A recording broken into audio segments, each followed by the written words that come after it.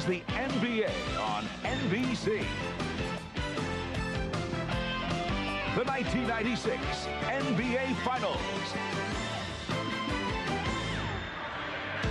On their home floor this year, the Chicago Bulls are 48-2. Despite that, and despite the fact that they still have the clear upper hand in this series, there is, for the first time, a bit of uncertainty surrounding this team as they come home for Game 6. Hi, everybody, and happy Father's Day. I'm Bob Costas. That uncertainty surrounding the Chicago Bulls stems not just from the 2 straight defeats in Seattle. Only the second time this season the Bulls have lost consecutive games. Those games are over, but some of the Bulls' problems may not be. Ron Harper, very effective in the first 2 games here in Chicago, was virtually a spectator in Seattle because of an ailing knee that will require surgery at season's end. With knee and especially ankle ailments, Scottie Pippen can't explode to the basket, so the defense lays back and dares him to hit from the outside. So far, he hasn't, shooting under 33% and just 6 for 32 from three-point range. Steve Kerr is healthy, but his jump shot isn't. Usually he thrives on the open shots created by the double teams on Michael Jordan. But in this series, he's been miserable from downtown. 3 for 20 from outside the arc. Tony Kukoc excelled early against Seattle, but in Game 5, he couldn't pick up much of the slack, shooting just 5 of 13. All of this leaves Seattle, an excellent defensive team to begin with, double and triple teaming Jordan with near impunity. In the fourth quarter of Game 5, the time Jordan usually takes over, he managed just 2 points. Keep in mind that Harper's absence means Jordan spends considerable stretches guarding Gary Payton, another drain on Jordan's energies as the Bulls, the league's oldest team, play their 100th game of the season tonight. As for Seattle, right now, Shawn Kemp could be the series MVP. Gary Payton has come alive the last couple of games. And now that he's starting, Frank Brickowski has at least somewhat contained Dennis Rodman. Overall, the Sonics seemed the fresher team late in Game 5, a step quicker in every respect. And now here comes Game 6 on a quick turnaround less than 48 hours later. And so this series has taken on an entirely different tone as we return to Chicago, where talk of the Bulls' place in history has given way to the simple desire to see them finish this thing tonight before it really gets scary. Because if they don't, if the Sonics force a Game 7, Seattle will be the team on the verge of history. No team has ever recovered from an 0-3 deficit to win any kind of NBA playoff series, let alone the finals. And if Seattle can somehow do that, they will have staged simultaneously one of the greatest comebacks and one of the greatest upsets in the history of sports. So, is tonight the night Chicago celebrates? Or does Seattle push them to the brink? Tip-off just 10 minutes away, back at the United Center, right after this.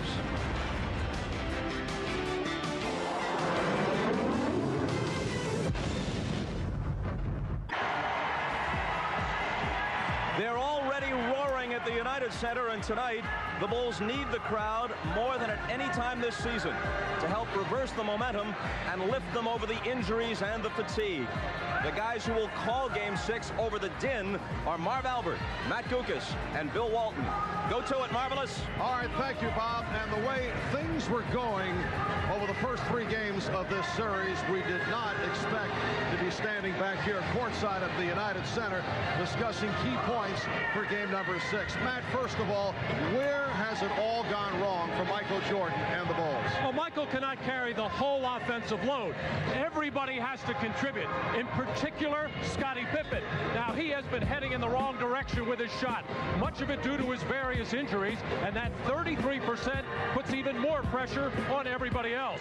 But here's how Scottie Pippen can be effective. He has a height advantage in most cases, and these are high-scoring percentage chances that need to be exploited. But overall, Chicago needs to regain their confidence, and this home court should make a world of difference. All right, and Bill himself into it during the playing and singing of the national anthem. They began the chant early on during the singing of the anthem. Here is Harper blocked by Payton. Shot clock at 7. We are just underway in Game 6. Pippen to the drive. Terrific ball movement. Rakowski, he wants to take that shot. Schrempf, obviously a better shooter, but Britt can hit that play. Luke Longley playing with a sore lower back. Dennis Rodman very quiet. Game 5 in Seattle. Michael Jordan. Opportunity. The Bulls with a 5-2 lead. Jordan had missed his previous 6 from 3, playing with the band back. Played only 1 minute. In game number 5 has seen very little action since game 2. Pippen putting moves. Let this one go a lot, Marv. Rakowski's got to finish that play. The play before, Scottie Pippen thought he got hit. Longley. Nice pass for Rodman. Different Scottie Pippen here at the start. He's come out of very aggressive. He's played very well the last 2 games. Jordan. However, they got to let him go all game this way. The Bulls 7 and the Sonics 6. Again, very active. The difference for Chicago, they're taking the ball to the basket. They're not settling for the perimeter game. And that's what Jordan. Matt, did you have something to say?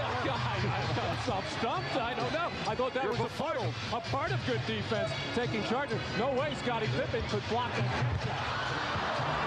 And look, Longley Play the full 48. Seattle does not think that Chicago can do that. The poise, the confidence, the determination evident for the Sonics today. Here's a 3 for Pippen. Bulls have hit their first 2 3-point attempts. Jordan and now Pippen. Scottie Pippen, who's playing hurt, the bad ankles, a bad back, sore knee, has had a very difficult series. His shot corner, Longley from way out. The tip pass. Seattle is not taking care of their defensive boards. And the fact that Sean Kemp is off to a very slow start. And I think we'll do that. And you can see it on the faces of guys like Schrempf and Rakowski. It's always there in Sean Kemp's eyes. Shot clock is run down. It's at 1. Pippen the last couple of games, but feels he can hit from downtown. Kemp broke it up. Sonics give it right back. Harper for 3. That's a beautiful move by Payton. He made Scottie Pippen think he was going to spin and drive, and it froze Pippen. It's not just individual basketball. Nice pick and roll initiated by the ball handler. And a strong. The Bulls have not lost 3 straight since January of 1995. They lost 4 in a row during that stretch, but Michael Jordan was in the midst of his retirement. By Payton. For Payton, it is his first fight. Now, Tony Kukoc has come on for the first time. The Bulls obviously would prefer having Kukoc come off the bench. Jordan for Longley. Well, the double team stopped Jordan at the baseline, but he was able to hit Longley with that pass. And the Bulls now lead 20. Jordan will be isolated against Sean Kemp. He just gets right to the hoop. Sean closes out on him, and then Jordan pulls the ball back, and Sam Perkins breaks down defensively. After the loss in Game 3, did not like their attitude. That's been a big factor. Hawkins. Defense in the first quarter, holding the Sonics to just 18 points. And I don't know why Seattle doesn't go to more pick and rolls. Chicago has had a lot of trouble defending it. Gary Payton just missed a wide open layup after he burned Jordan from the perimeter. Continues to play perfect basketball. Ran back to the other end. Phil Jackson let him know about it. Rodman had Perkins under control. Too far away from the basket. Double team not necessary. And Rodman The last word.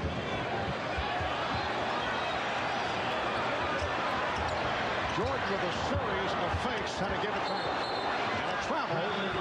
Kerr facing the double team. We are early second quarter. And the Bulls lead 27-21.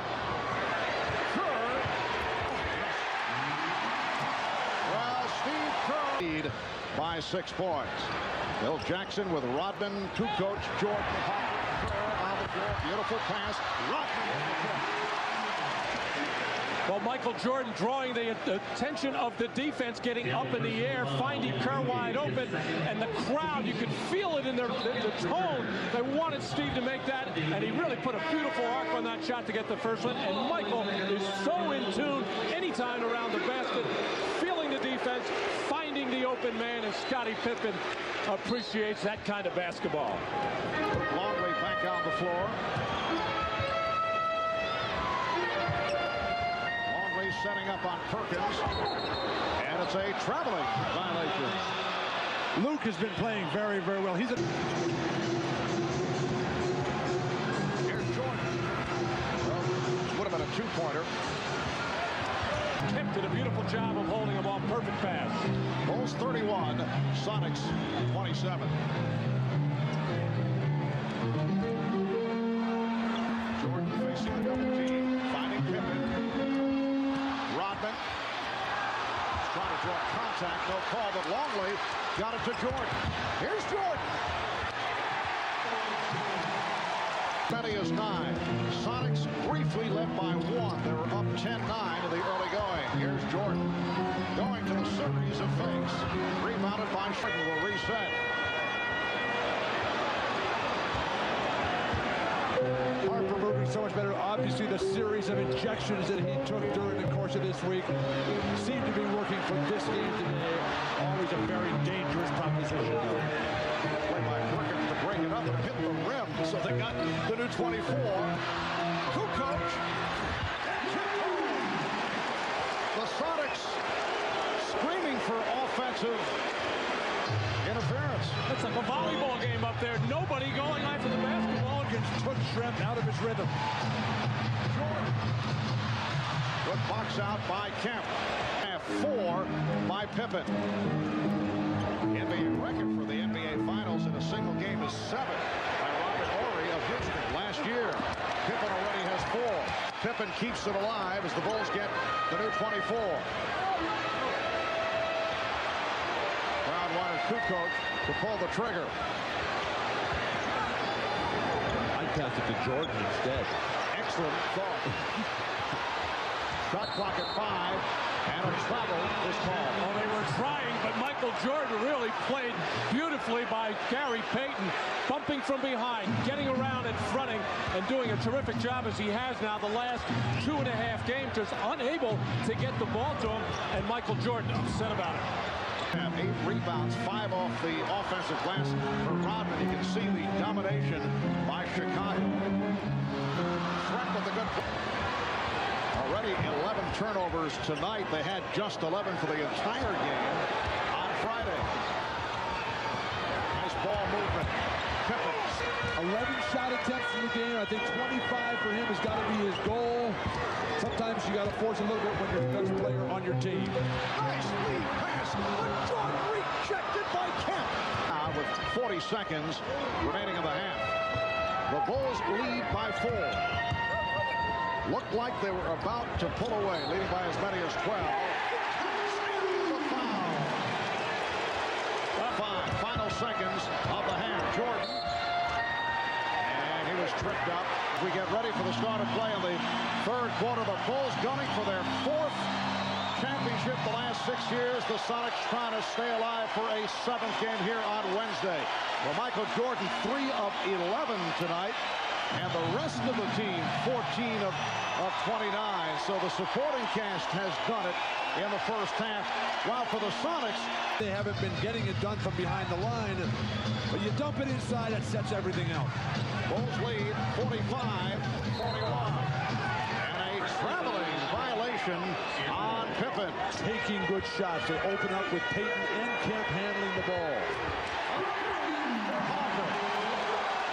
Schrempf, he should keep facing the basket, use his quickness, foot speed, just blast right by deadlift. Schrempf has 13 points. Got the step on Rakowski. Jordan with the putback. Defensive rebounding. Again, you think of championship teams, you think of big guys snatching balls and firing outlet passes. There's not. 2 minutes, 10 seconds gone by. Third quarter, Jordan for Longley. Yes. The Bulls have opened up a 52-43 advantage.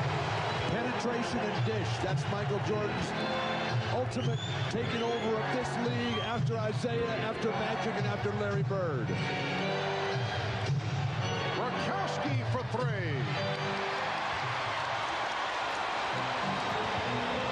Longley able to save that pass slightly off, but then threw it away. Gave it right back. Asking him to take that tough shot. Harper will have to take some time out to tie the shoelaces. I don't know how that was not a traveling violation on Peyton. That still hits the three. Green and Hayes. That's 4 on Hawkins. Off the pop. Has to be on the fact that Chicago cannot play a full 48-minute game. The age, the injuries. But that crowd right now is so ready. Hopper way off the front. Dennis Rodman, who's been quiet the last 2 games, has certainly had an impact here tonight. As Hawkins broken out. And here's Pippen leading the 3-on-2 as they spread the floor. Pippen Working very well at all. The Bulls have a 15-point lead.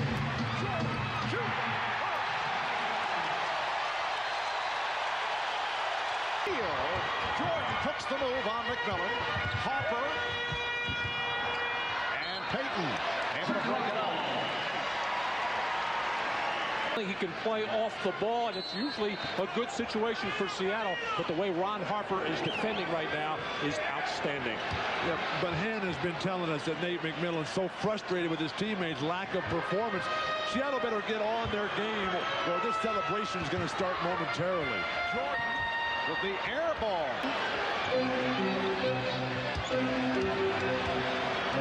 Ball's looking to go to Rodman down low. Now Longley with 1 on the shot clock.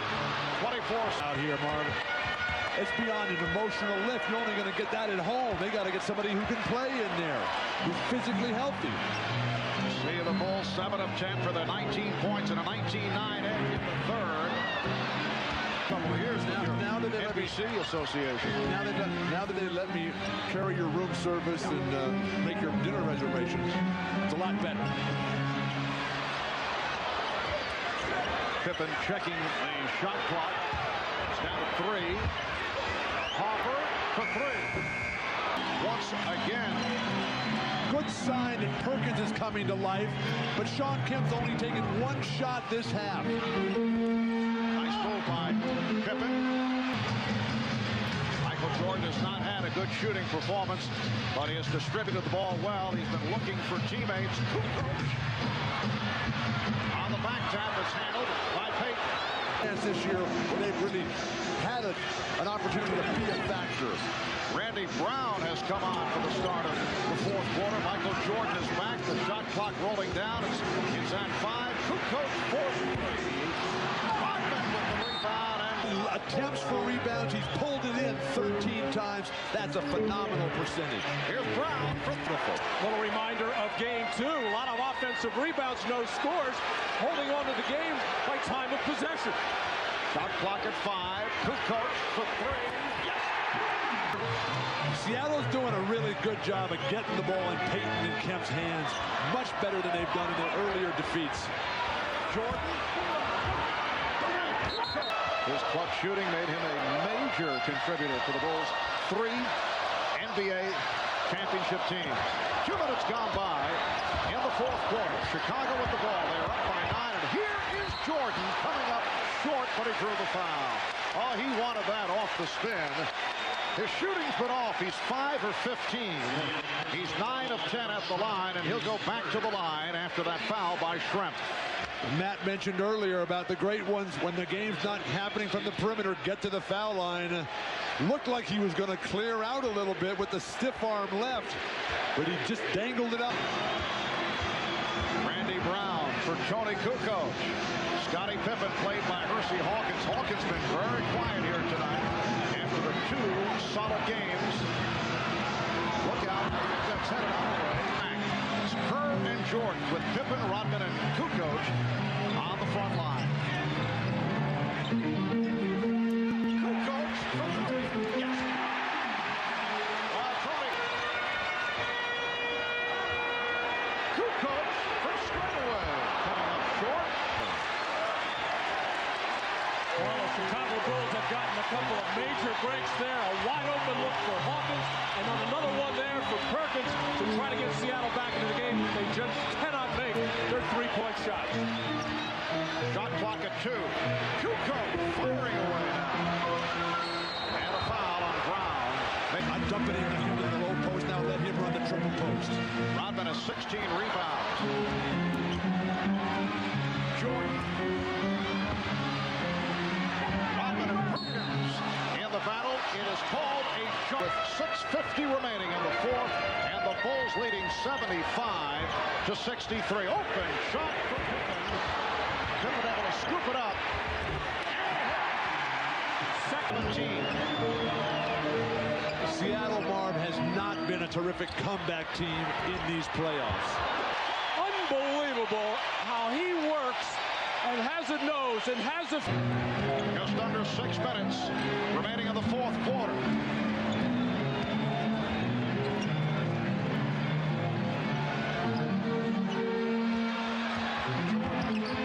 On the pull-up. Comes back to Jordan. Oh, the ball fake. We saw that in the Orlando series, but Michael this time did not take it to the basket, just setting it up. And an offensive foul is called. Chicago so fundamentally sound. They box out magnificently. It's not a big team. Longley's not a great defensive lineman. That's on the board. Longley is fouled. 66. We come up on 4 minutes to go.